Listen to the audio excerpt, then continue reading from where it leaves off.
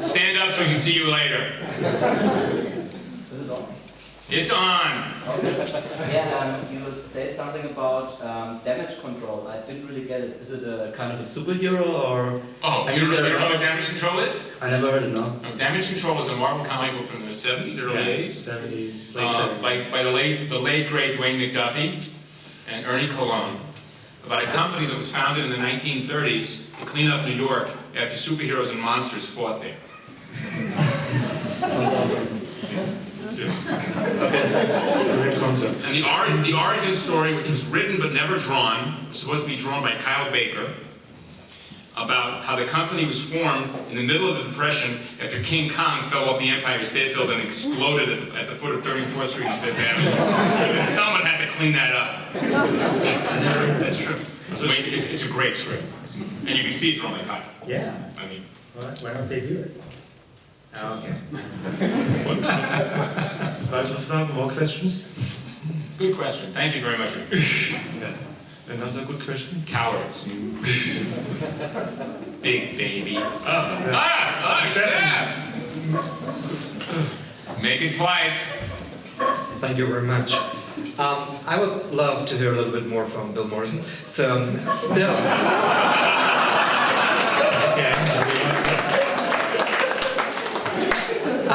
Bill, coming back to the Simpsons, there's one particular character that might be interesting here for the audience. How he was created and his part in the Simpsons is Krusty the Clown. Krusty, yeah. So probably you can talk a little bit about this character. Well, Krusty was created by Simpsons creator Matt Groening, and he was based on a clown, TV show clown from his youth up in Portland, Oregon, named Rusty Nails. And seriously, Rusty Nails was this TV kiddie show clown. And Matt always saw him as, he always imagined what his real personality was like, because he saw him on TV and he didn't look like the clowns you saw at the circus. He looked like probably he was an alcoholic, a gambler, and that's basically what he based Krusty on. It wasn't until I think the second or third season that the Simpsons TV show writers decided to make him Jewish. So they came up with a story that was based on the jazz singer, which I don't know if you know the film, which was remade a couple of times. But the first talkie, right? Yeah, first talkie. Yeah, where an entertainer has to reconcile with his father, who's a rabbi. And so they took that story and they applied it to Krusty, and they hired Jackie Mason to play, famous Jewish comedian, to play Krusty's father. So they came up with this great story where we find out that Krusty, as a little boy, couldn't resist shooting people in the face with bottles of seltzer water and dropping his pants and just entertaining people. He loved to make people laugh. His father wanted him to follow in his footsteps and be a rabbi. So for years and years they never spoke, because as far as Rabbi Krustovsky, which is Krusty's real last name, Krustovsky, Krusty was, his son was dead to him, and it takes Bart and Lisa to bring the father and son back together, because Bart is so disturbed that his favorite entertainer is so unhappy because he hasn't spoken to his father in all these years, that he takes it upon himself to bring them together. So it's actually a very poignant story, also very funny. But once something like that happens on a TV show, they establish something, so much backstory about a character. It just opens up the door for all kinds of stories. So they did a story where we found out that Krusty never had a bar mitzvah, and so he wanted to do that. He wanted to sort of fulfill his Jewish heritage and really get in touch with it, because he'd gone so far away from it. And but in true Krusty fashion, he decides to make it a TV special.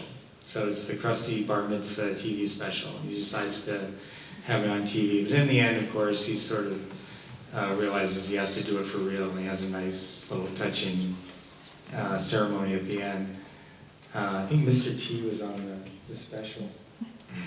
Why are you looking at me? Is that an apology to No, Mr. T? no, I'm looking at you because I think it's an episode you would enjoy. I think you would. I hate watching bar mitzvahs. You would like this. Oh, yeah. Unless I'm on the table with the silver hand. Yeah. Are you Jewish among you? Silver hand? Okay, thank you. No, okay, good. Bill, by the way, how much have you been involved in the TV series, in the Simpsons TV series? Not very much. I've done a few designs. Every so often, if they're in a jam to design a character, they come to me. No, only the comic books. Yeah. The Futurama show, I was the art director on that show, so I was pretty involved in that. But The new one too? what? The current series? Not the current one. The current one's on cable TV, so the budgets are really low. So they didn't have enough money to hire me. Amazingly, to my dismay, it looks much better than the original series without me. So. And what kind of guy is Matt Groening, the creator of The Simpsons? Is he a nice boss? Or Yeah. really? No. What are you gonna say? No, he's a really nice guy. He's very busy, so it's hard to get his attention about things. He's pretty much, I mean, I knew him before The Simpsons. I knew him before he was rich and famous, and he's kind of the same guy, just with a better record collection and more comic books. And is he always funny? Every sentence? No. No? No. He's quite witty, though, you know. Pretty much every conversation you have with Matt, there's going to be something funny come out of his mouth, but he's not one of those guys that's always making with the jokes and making you laugh all the time. He sort of has a very flat affect. So sometimes you're talking to him and you might even think he's mad at you when he's not. But back to Krusty. One of the really fun things about The Simpsons is there are characters who in the beginning we didn't know very much about, like Krusty, and then over the 20-some years, these characters have expanded and they're really these rich, wonderful characters with these great backstories and great personalities, and Krusty's one of them. There aren't too many Jews on The Simpsons besides Krusty. He's kind of like the head Jew, but. We've got Hindus, and we had a Muslim character recently. Anyway, mostly Christians. No, it's And about, there you go. it's about season 24 or 25. Will it go on and on and on with The Simpsons?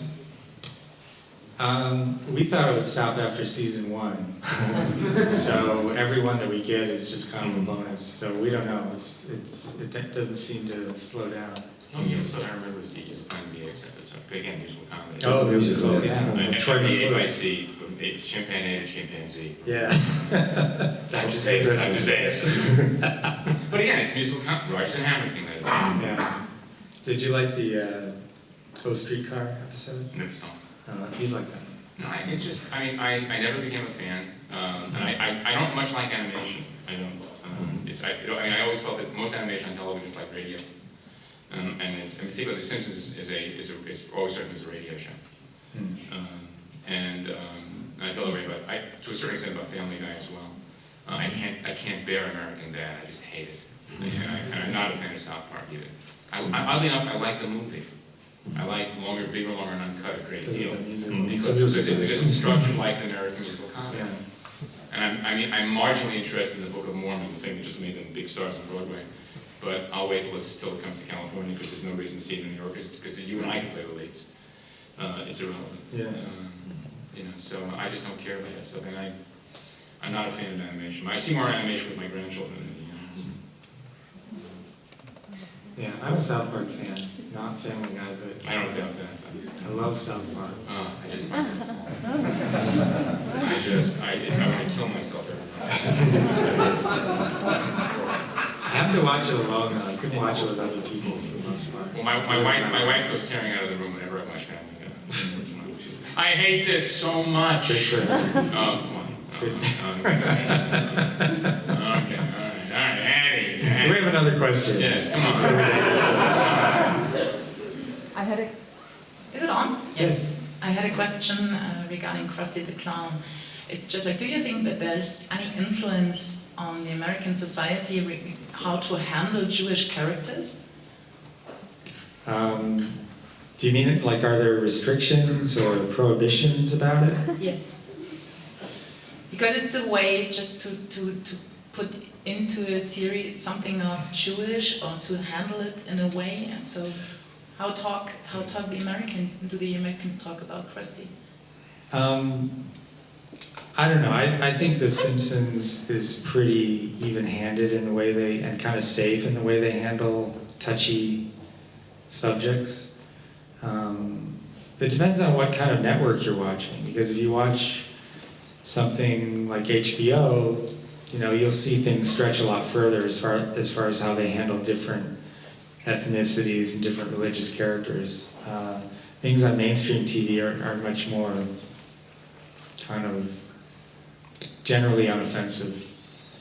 I don't know if that answers your question, but... In a way, it's just, I read an article and there were something about discussions about the next joke which is done. So what about Krusty's on the scene, and then do you talk in the reduction about it? How does he speak? What does he tell to the... How is he like a character? Do you talk about that? This is a new episode, or... I'm not sure what you mean. It's just like, are there discussions about how to create this character in your... When you Oh, you mean like, do we have certain rules about what we can write about and what we can't write about? Oh, I see. No, I'm, just speaking specifically about the comic books, because I don't really know what the writers of the TV show have to go through. I know there's, at all the networks there's a entity called Standards and Practices, and Howard has written for television, so I'm sure you can speak more about this than I can. But generally what happens is the writers write a script, and the people at Standards and Practices read it, and then they give notes to the producers, and they say, you can't do this, you can't say this.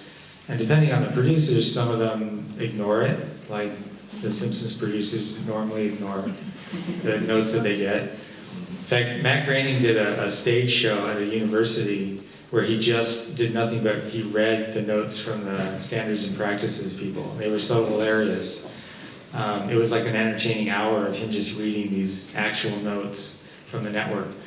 But, depending on the producers, sometimes they'll kowtow and... A couple months back, I forgot what show I was watching, there was a character who shows up in a Jewish American store in New York and forgives him for killing Jesus. And the guy says, no, we took the contract out. We were the only ones who were smart enough to do it. I take full responsibility. Go fuck yourself. And I felt really much happier with that presentation of a Jew than with a lot of what I see of Jewish presentations on television and the movies. All due respect, the idea of using the jazz singers as the structure for a story about a Jew in a cartoon show is, it cleaves to the cliche. Yeah, it's pretty. But I think it embraces the cliche as it's cleaving. I think it has to. I don't think they ever intended to go further than that. Yeah, and they got stuck on their own, hoisted on their own petard, so to speak. Yeah. From my experience, I come from a long line of bigoted, racist, and hostile, liberal Jews, who are completely confused and contradictory in their sensibilities and expectations. I grew up in a Puerto Rican, Black, Italian, and Jewish neighborhood. We hated everybody. Everybody hated everybody else. There was nothing like a melting pot culture. It was a series of cultures that were at each other's throats. Once a year, every year, all the men would get together and rent porn films and take one of the apartments and spend the night smoking, drinking beer, and watching porn films The mothers of all races, colors, and creeds would sit in another room, smoking and hating their husbands, and the children would all get together and trash a bedroom. And the culture of Judaism in the United States is so polyglot and so completely smeared across the country that there really is not a unified semantic, an idea that supports across the country. You know, I'm from New York. I live in California. I live in a small town in California where assumptions are made about me because I'm Jewish, which are completely absurd. They're completely ridiculous. When I do that sort of stuff in my working profession, I try to include the contradictory nature of who I am and who I was and the people who raised me to make that work. You know? When I grew up in poverty, and my landlords were all German Jews who made it out of Germany in the 1930s before Hitler rose, and they got their money out. And they were the slumlords. They were the worst people I knew. They were truly horrible people, okay? And my mother taught me to be very, very careful about German Jews. I told Alex this. You've heard this. Alex has heard this before. And so it inculcates my feelings about my own culture. Okay? I mean, the people I grew up with who were our landlords regarded me and my parents as gypsies. We were dregs. We were undermen. We were less than. So they had these people, even though they were being persecuted by you, carried German prejudices in the 1930s with them to the United States. Think about that.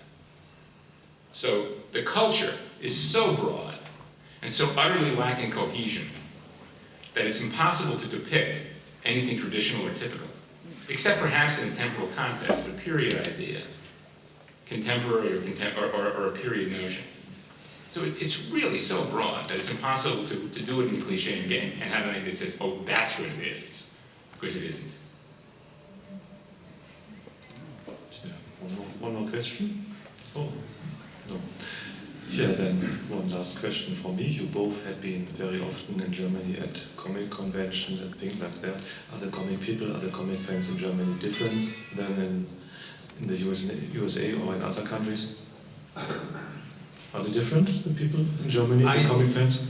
I think, for me, because I do primarily humor, I just noticed that there's more of a love for humor comics here, so the fans seem much more enthusiastic about what I do than they do in the United States. That being said, I work on the comic book version of one of the best loved group of characters in the universe.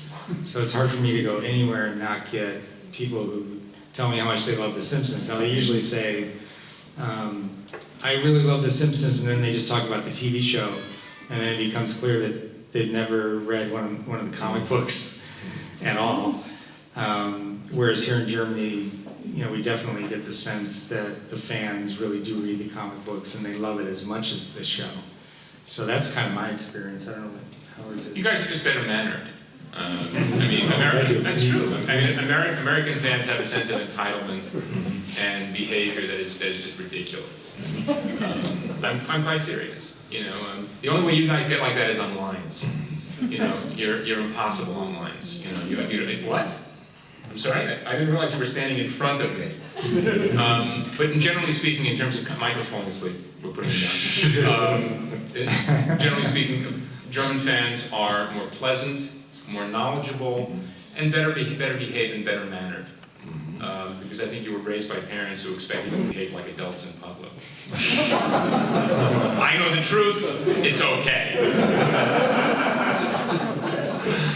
Okay. I think also, German fans, I get the sense that there's less of a, let me rephrase this. When I'm doing a signing at a convention or a store in the United States, somebody brings a stack of comic books up for me to sign. 9 times out of 10, they're going to end up on eBay. And here I don't get that feeling as much. I get the feeling that that people are really fans, and if they get a sketch from me, it's something that they're going to keep forever. And they really have a true love for what we do, and it's not just a commodity. That's not always the case. Some of you are whores. Yeah. You know who you are. Don't look at each other. Stop it. Stop it right now. Ja, ich glaube. I never thought of that. That is quite true. Yeah. You know, I know a guy in the States who just basically makes no bones about doing this, rolling it over. And I really don't care. He can do whatever he likes with it, because in the States I don't do them for free. You know, we sell them. You guys get them for free because you fly us over here and make us do it. You know? Alex knows where my children are. So. Ja, ich denke, das waren schöne Schlussworte und ich möchte noch darauf hinweisen, dass beide Künstler auf dem Comic Festival die nächsten Tage zu Gast sind. Beide werden signieren, beide werden Zeichenkurse geben. Howard wird zeigen, wie man ein Batmobil zeichnet. Which I think is ridiculous. Yeah, but I can't respect it.